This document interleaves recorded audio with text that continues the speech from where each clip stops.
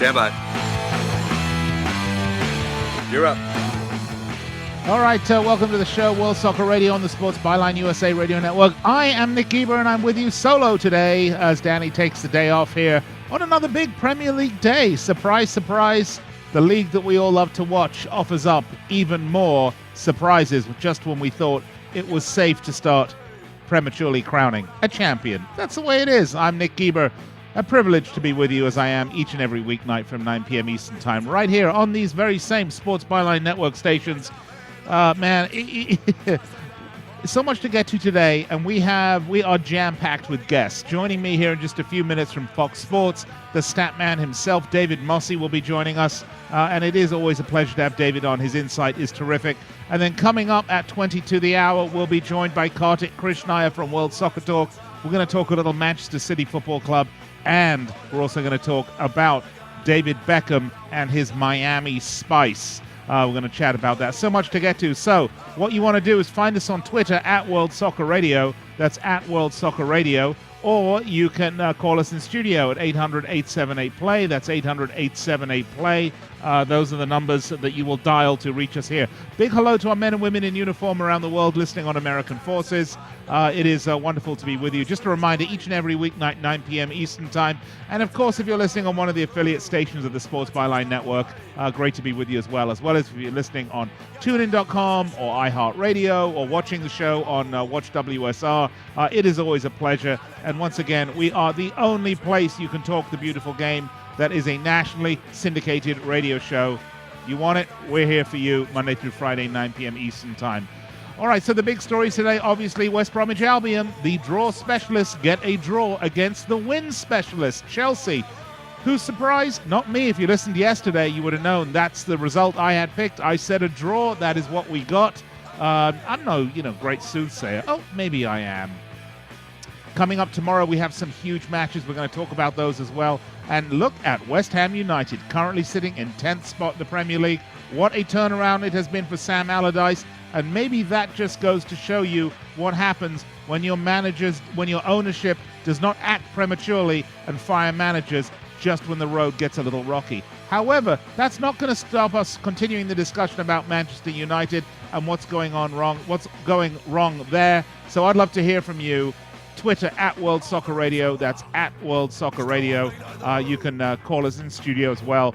800-878-PLAY. The phone lines are open. Let's get busy, folks. We'll be back after these messages, so don't go anywhere.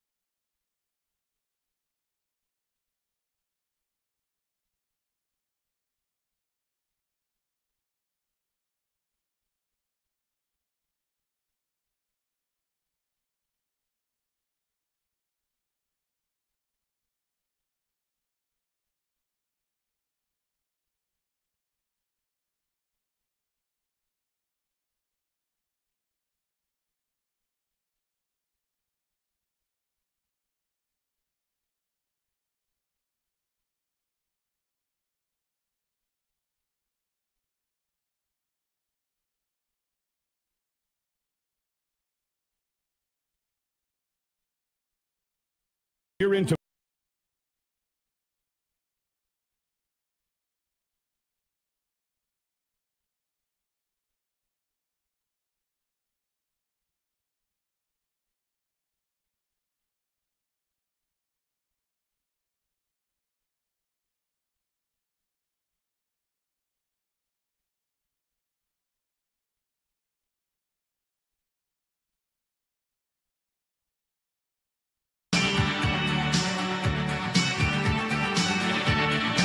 All right, welcome back to the show. World Soccer Radio, Sports Byline USA. I'm Nick Eber, and I am wearing ladies' underwear. Okay, just kidding. But it is radio, so I could be. You never know. 800-878-PLAY, 800-878-PLAY. Those are the numbers. You'll reach us in studio here. We have a big show because so much to get to today. Massive result as well. West Bromwich Albion hold Chelsea Football Club to a draw. A draw which I want to point out I actually did predict, particularly as this match was at the Hawthorns. Joining me to discuss this and all the big stories right now in the Premier League, my good friend, your good friend, the guy behind those great broadcasts you watch at Fox, the stat man himself, David Mosse. David, what's up? Nick, how are you? You know, last weekend I made my first ever visit to Las Vegas, your town. Yeah, how did it go? Not great, actually. Liverpool, in fact, cost me a little bit of money. One of my prop bets was Liverpool goals against West Brom versus Russell Wilson touchdown passes. I took Liverpool goals versus West Brom, and I lost. Wow, how about that? How about that, David? Most importantly, how did you, did you lose all your money at the strip clubs? No, I did not. I actually kept it fairly PG, aside from a couple of very small sports bets. I'm actually not much of a gambler, so that's why Vegas has never been for me. But I felt like I had to go at least once just to see what it was all about. Well, you would text me, and I'm sorry I didn't follow up. It's been crazy. But next time you go out, David, we'll go out together, and you will have a good time. Sounds great. All right. Well, meanwhile, a good time was not had at the Hawthorns by Jose Mourinho, who encountered a team playing decidedly 21st century football in a match that I think was surprising. Only in that West Brom were able to take it to Chelsea for such large swaths of the game. How did you see it, David? Yeah, I actually thought the first 60 minutes or so, Chelsea looked fairly comfortable and pretty dominant. And then, they sort of switched off there. Down just a little West more, Brom, down just a little more. Started to look very dangerous, and you could see that equalizer coming. Right. It's a problem Chelsea's had all season in not being able to kill off games. Even that City performance, which they were so lauded for, it was unbelievable that they weren't able to score another goal in that match. I know they hit the crossbar 3 times, but also they had so many other counters that they weren't able to finish off. And I think part of the problem for me is when you don't have a reliable goal scorer up front. I mean, Etz has really only had that one great game against United. Other than that, I think he's been pretty mediocre this season. And Torres has been in and out with injuries, so that's the one issue they have in this title race.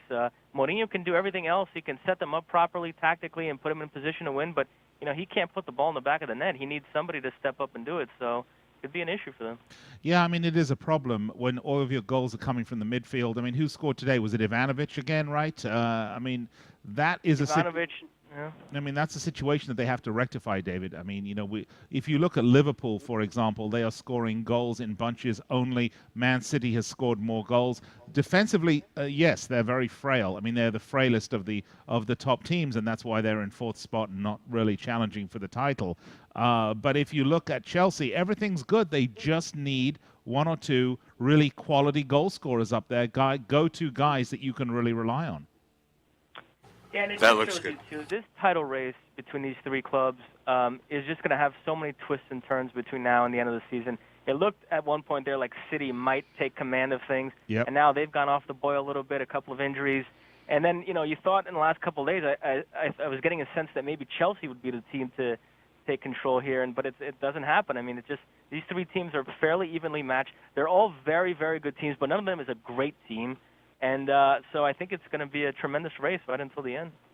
Yeah, it is wide open. Of course, lots of discussions about Liverpool. Are they going to be in the title race equation? And David, I think they're only going to be in the title race equation in terms of they may be kingmakers. They may be the ones that actually decide who is going to win. Because if we look at who still has to go to Anfield right now, if you look at Liverpool's fixtures. They're going to obviously host Spurs, City, and Chelsea. They're away to United, but I mean that's a pretty good bunch of big top teams with title implications. Although, of course, I'm happy to say United not in that group.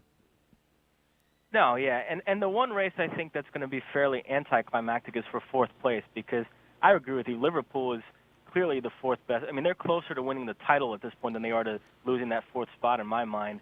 I think they might actually pull away and get that fairly comfortably. In fact, I would say if they beat Fulham tomorrow and United lose or draw at the Emirates, to me, United's out of that discussion. Even for top four, to me, is totally beyond them. Well, you're joking, right? Because Europa League. well, I mean, United are 9 points behind Liverpool right now. I mean, do you see Liverpool dropping 3 matches where United will gain 3 matches on them? United are out of the fourth place race right now. I mean, I think the best scenario for Man United supporters would be a nice 6th place finish where they don't have the curse of the Europa League. No, you're right. That's a fair point. Yeah, I mean, they're effectively out of it now, but I just think tomorrow would be the final nail in that coffin. Yeah, and I see Everton fading a little bit too. So well, I think Lukaku's injury, David. Lukaku's injury has been absolutely critical for them. Not that they don't have other players that can step up; they do, and they have done that. But just in the long haul, he's the guy that you went to for those difficult goals. He's the guy that pushed them over the edge. And with him injured, I would say that's a problem.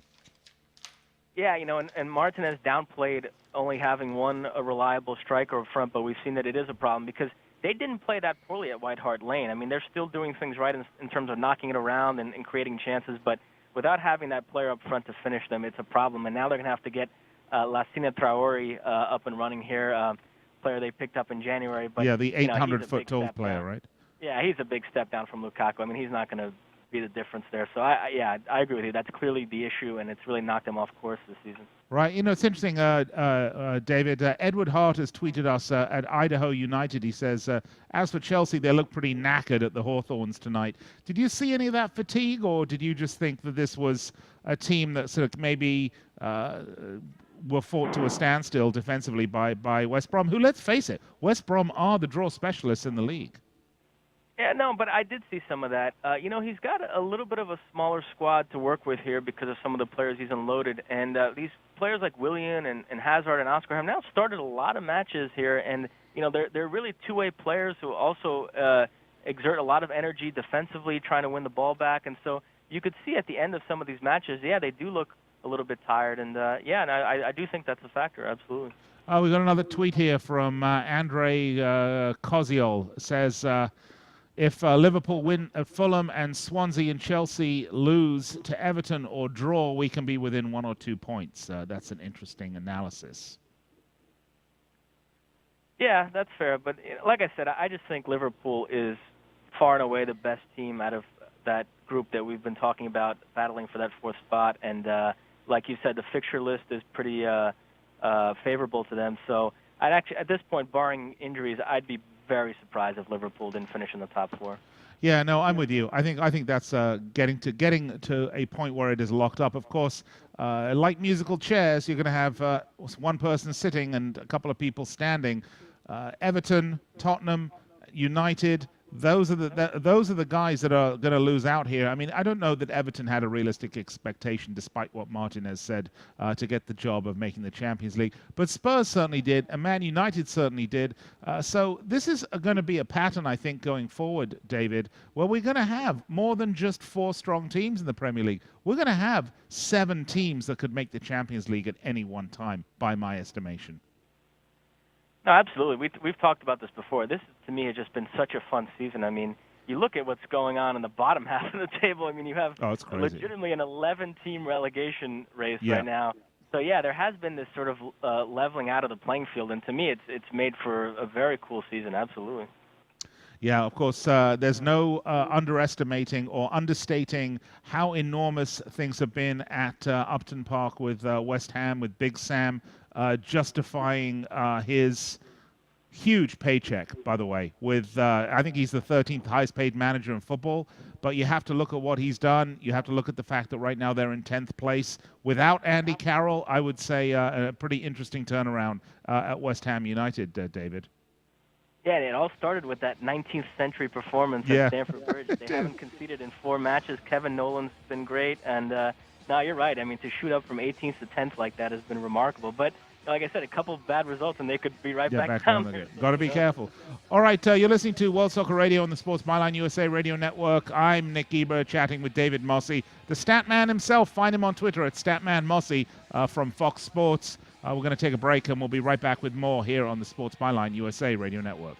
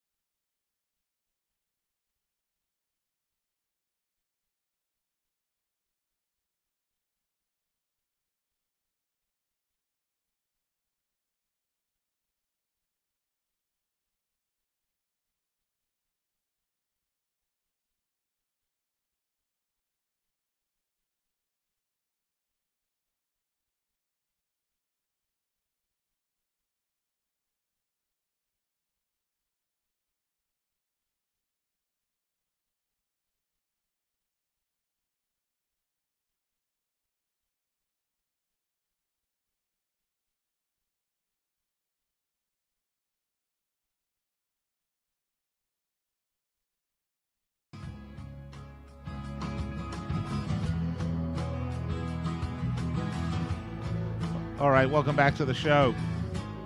World Soccer Radio, Sports Byline USA. I'm Nick Eber.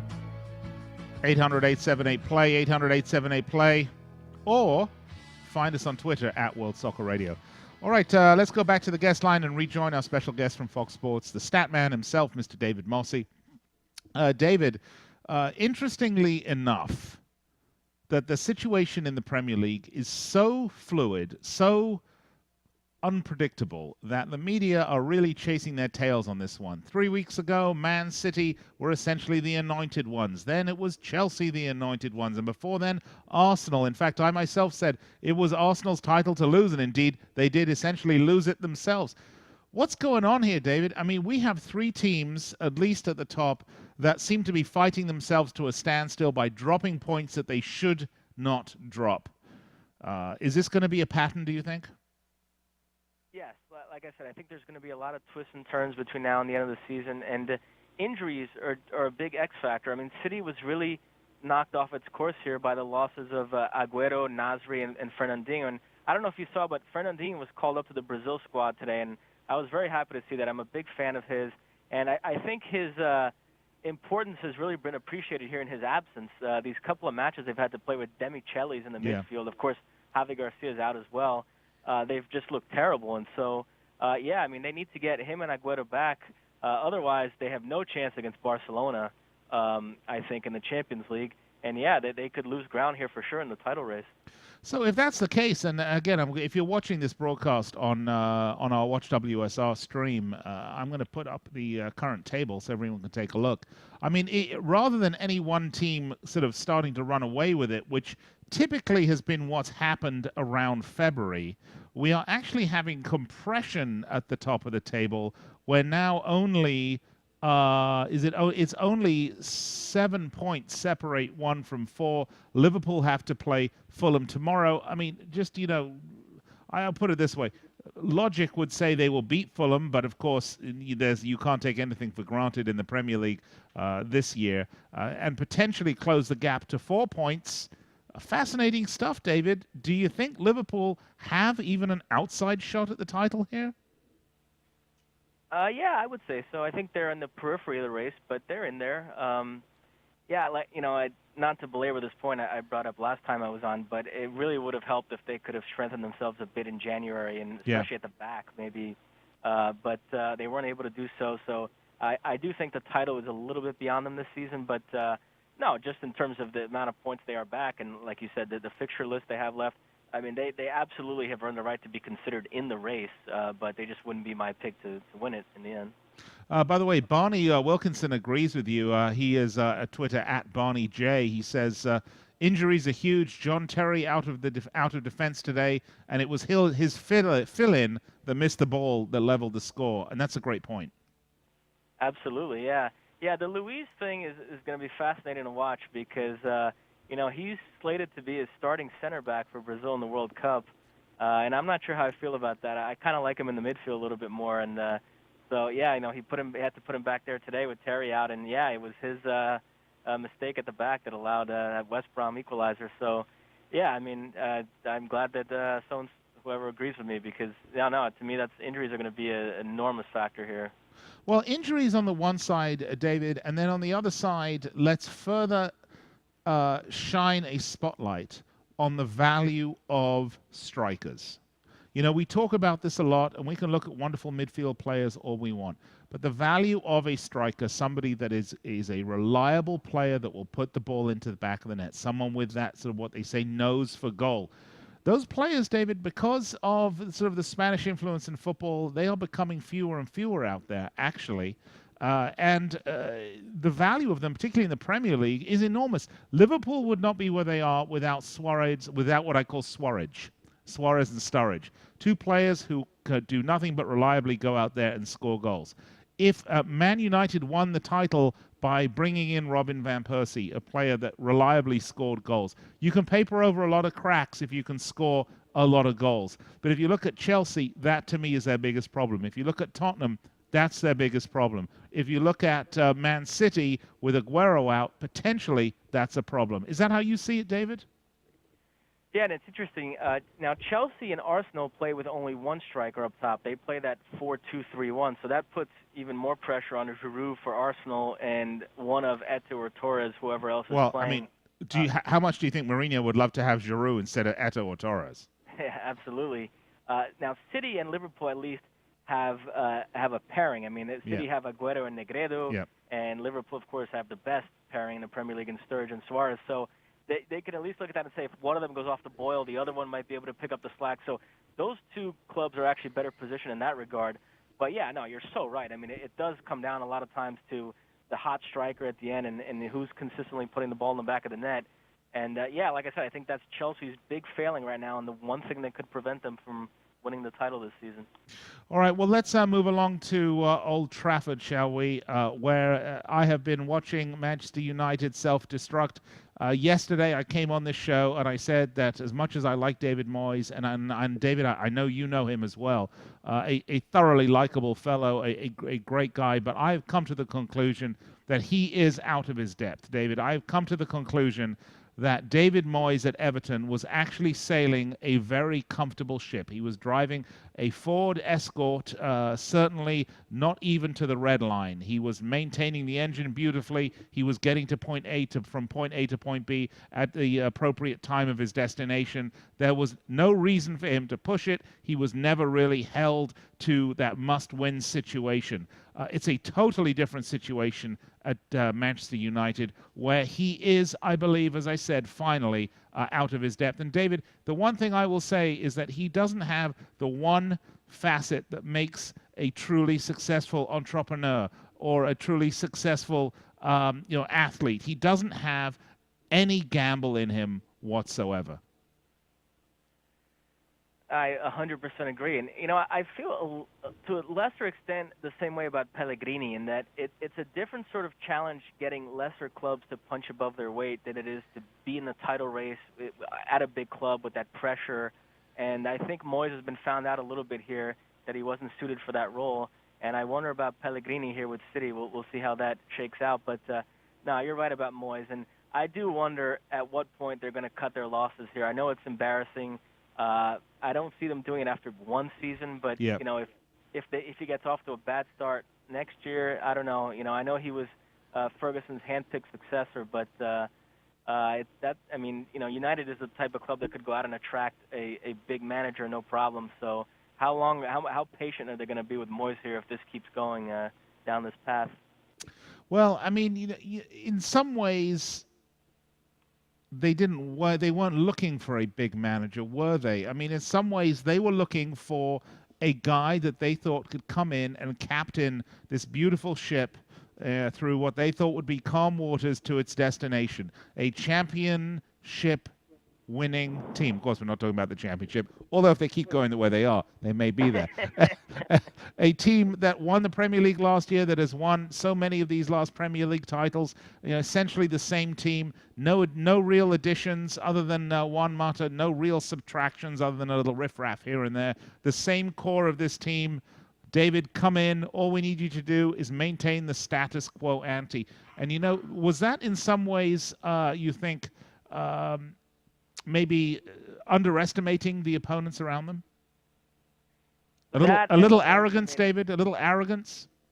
Absolutely. And also underestimating, amazingly enough, how good a job Ferguson did these past few seasons to sort of mask the decline in that squad. I mean, I know we've talked about this, that he was worth 10 to 15 points a season.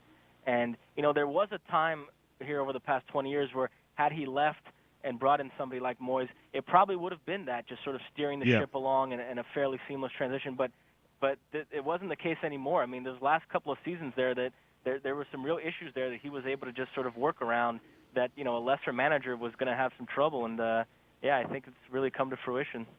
Well, it is sad because, David Moyes is such a very nice guy. And he is, in some ways, very much a visionary manager, one of the first managers in the Premier League to really embrace the American scientific approach to training and all these sorts of things. But, in terms of being able to stem the tide in order to stop the sinking going on there at Old Trafford, I don't see him as the guy. Who out there would you replace him with right now if you had to? That, I think, is the bigger question. I don't know if this guy is quite ready for this step in his career, but I have to tell you, I absolutely love Pochettino. Yeah. I think he's a phenomenal manager and will be at a big club in not too distant future. But I don't know. Who did you mention? Well, what about Michael Laudrup? I mean, I thought he, by the way, got a very, very rough ride there at Swansea. Absolutely, yeah. He's another interesting name. Now, he does seem to have an issue getting along with people. I feel like every club he's been at, he's left in a bad way. So I know the feeling, David. I know the feeling. But, I mean, I guess if they wanted to go the more big name route. I mean, Jurgen Klopp is somebody who I think is going to look to leave Dortmund at some point here, because if they keep losing players, he's going to realize that there's no way that he can really maintain this level at that club. So, I mean, that would be the guy to go out to get. I'm a big fan of Klopp's, but no, I mean, if they want somebody with Premier League experience, then yeah, those names we mentioned, Laudrup, Pochettino, somebody like that. Well, it's funny, by the way. Barney Wilkinson writes, Moyes needs 2 years to get a set of players that fit his system, and he said this year was an example of how the quality of players don't matter if they don't fit the system. I'm not sure exactly what David Moyes' system is, by the way. I mean, it seemed to me that there was a lot of crossing going on. United have always been a wide team, but I think maybe David Moyes took that to the extreme.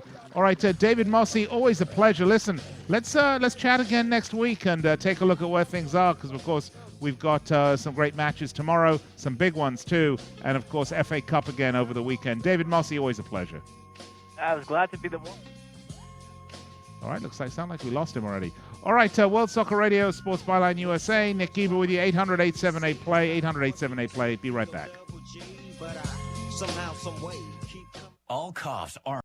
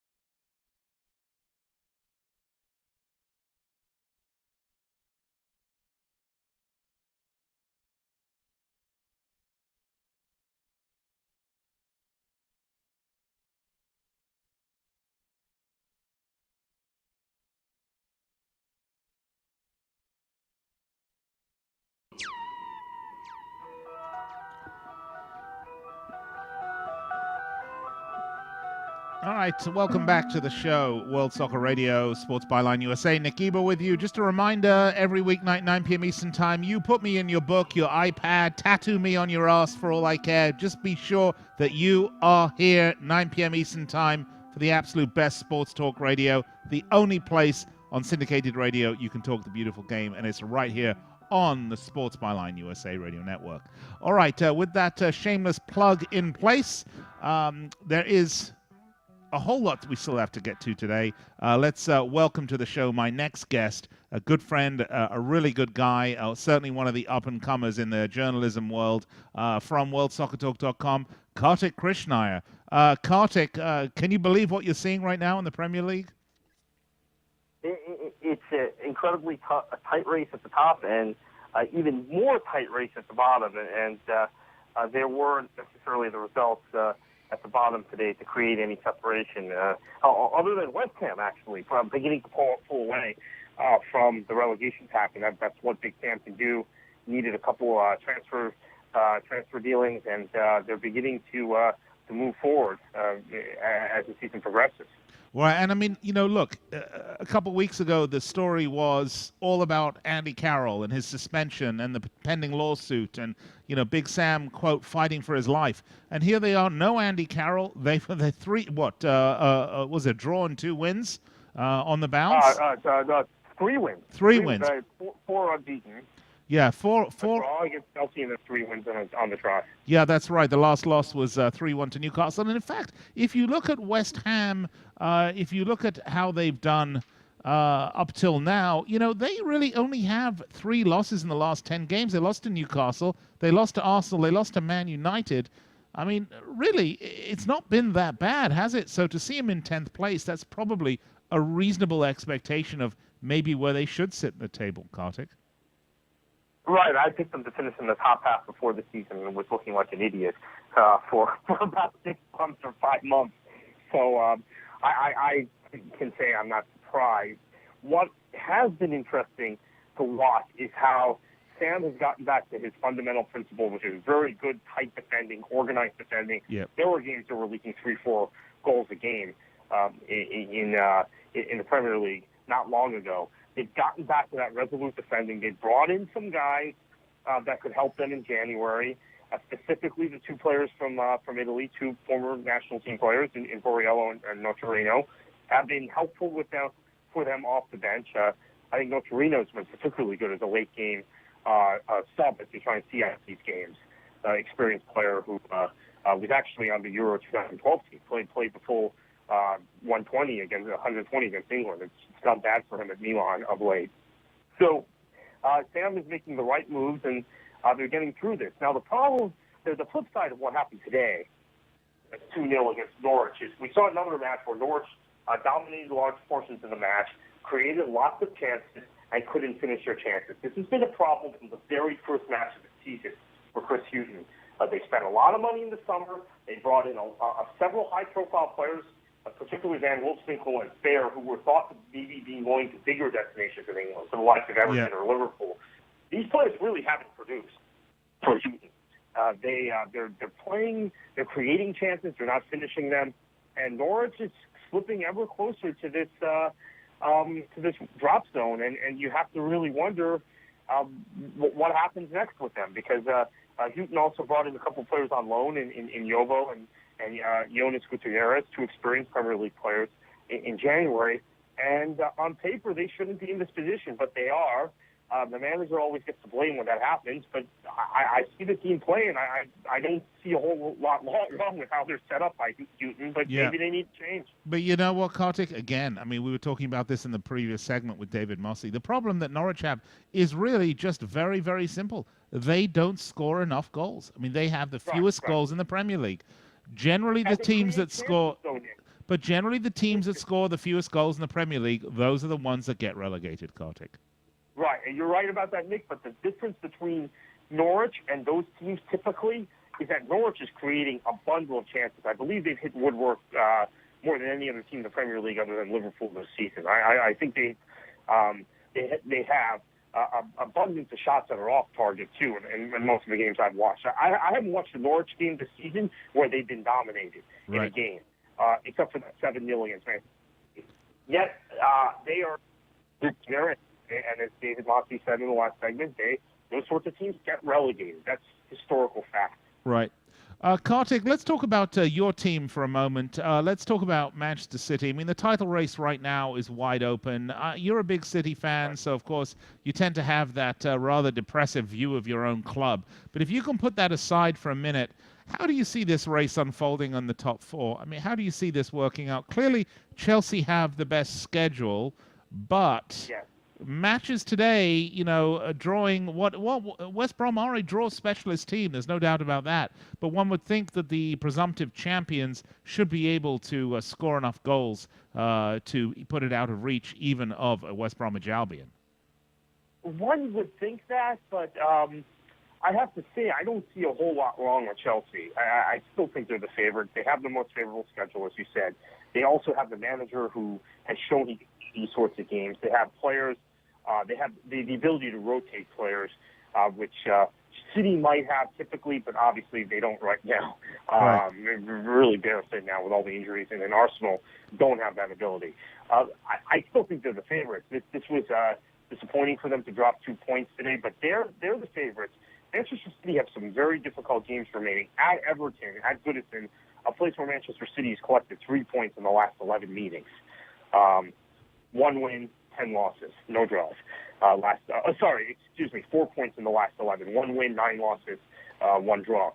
Last 11 trips to Goodison. So that's a worry for them, and obviously going to Liverpool is going to be very difficult. Arsenal have some tricky matches too, particularly the game at Stamford Bridge. Now, if Chelsea could be tripped up, maybe it's in that Arsenal game. Maybe Arsenal go there.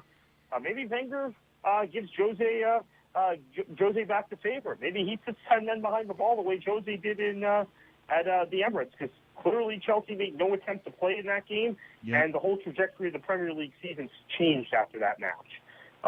Arsenal were well in control at that point. Manchester City looked to be the team that was going to challenge them. Now we've got Chelsea as the front runner. So maybe Wenger returns the favor. So, Kartik, I mean, look, I believe 4 weeks from now, Arsenal will likely be out of all competitions.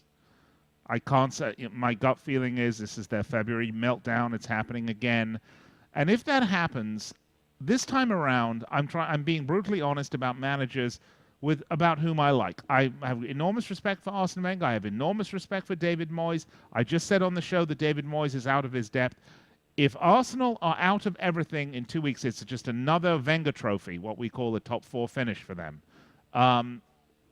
He's got no one to blame but himself, because his hesitancy at pulling the trigger and paying what he needs to pay to get players in that they know they need. They need a super tough, ready-to-rumble midfielder. They need a great striker to work with Giroud up there and give them some depth. It's not rocket science. Those are 2 players that they need. Those players are out there, but Wenger is just too tight with the money. I wish he was my accountant or business manager, but I certainly wouldn't want him in charge of player personnel moves for my team. Kartik, he has no one to blame but himself. Yeah, he's married to this Harvard School of Business numbers crunching, which gives a player value, and he's not willing to go over that value for any player. And that's unfortunately not the way Chelsea and Manchester City and Manchester United do business. Well, Kartik, until the time that he can get one of those Harvard Business School boffins to go out on the pitch and actually score some goals for him, maybe he should start looking at another alternative method of identifying player values. Yeah, right. Because you saw Manchester United just pay £37 million for Juan Mata. Yeah. Wenger, this is a player Wenger offered $18 million to Valencia a few years ago for. He probably would have offered Chelsea. Let's say Chelsea were willing to sell Arsenal. We know they wouldn't be, but he probably would have offered them 20 or 22. 20 million and one. Right, which is 15 million less than Manchester United paid for the player. This is the way he operates, and you talk about Giroud specifically. Giroud's been fantastic for them, but he is breaking down as any striker would. Yeah. There is no other striker in the world who has as much burden on him as Giroud. I know they're great players, Ibrahimovic and Falcao's hurt now, but these great goal-scoring strikers at these different clubs, Robert Lewandowski. Nobody has to carry the burden that Giroud does, because he is the only capable striker on a team that's trying to win the title in the toughest league in the world. Yeah. And he's breaking down. I fear that he's going to get a serious injury soon, and that's it. When he's hurt, it's over. Yeah. So to not even buy any cover for him in the summer window was shocking. And I think that the other issue now with Wenger is, will his stubbornness have him see the door, or is it a situation where Stan Kroenke and the board are very satisfied with the financial status of the club? Yeah. Financially, the club is in better shape than any other top club. Wenger's not going anywhere. Care about? He's not going anywhere. He's going to sign a new contract. Listen, we just got a few minutes, so I have to move on to a big topic for me, and I know it's sort of off the beaten path for the Premier League right now. Let's get back to David Beckham's Miami Spice, because I heard an interesting story coming off of one of the gossip publications that Victoria Beckham was overheard adamantly stating that she and David have absolutely no intention of moving to Miami. Kartik, if that is the case, this truly is a franchise destined for failure. How do you see this? I certainly hope that's not true. It is true, by the way. I've heard it in a number of places now. Yeah, because, there's no, it's just, if it's true, then they're just not, they're going to be absentee owners in a tough market in a situation where he is the attraction. The press conference last week in South Florida, which I was not at because I was invited to contact these people, but I wasn't at it because the attraction with him, not the fact that there's going to be an MLS team in Miami once again. It's him. He's the attraction. Now, you could say people don't go to games because of owners, blah, blah, blah. That's true, right? They go because of the product on the pitch or the ambiance in the stands, whatever. The legitimacy and credibility comes from his phrase, from his name. And if he's going to be an absentee owner, that's going to make it a whole lot more difficult in an already tough environment. By the way, Kartik, her quote was that they have no intention to move. They've got their kids in school in the UK where they're very happy. They're not moving. The family's not moving, period. And, you know, if you look at David Beckham in L.A., when he moved to L.A., he was injured for those long spells. He was always in L.A. He was the neighbors of Tom Cruise. He was hobnobbing and rubbing elbows with the rich and famous and the power brokers in California and in Hollywood, and he was there. He was not an absentee owner. The whole family was here. They were front page all the time, and that had a lot to do with his success here. Kartik, if that is true, and I know it is true because the sources are quality, disaster waiting to happen. It also makes it incredibly difficult because I think it's a market which needs a lot of nurturing. And the views of the market, I'm actually working on a piece right now about it. Harris, my colleague, has articulated really some of the challenges in the market. There are many other articles out there, not just soccer stuff. I'll have one in the next few days. All right. I'm going to have to hold you there. So look for Kartik's article at worldsoccertalk.com. Sorry, Kartik, we're out of time. Got to go. We'll be right back on World Soccer Radio to wrap it up here on the Sports Byline USA Radio Network. Want to thank Kartik Krishnaiyer. You can find him on Twitter at KKFLA737 or find his work at worldsoccertalk.com.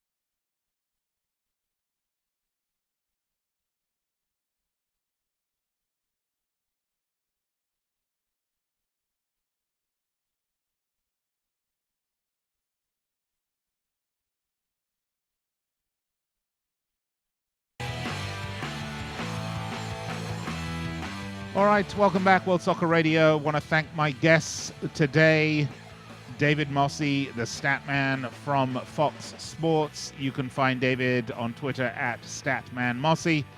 And of course, Kartik Krishnaiyer from worldsoccertalk.com. You can find Kartik at KKFLA737.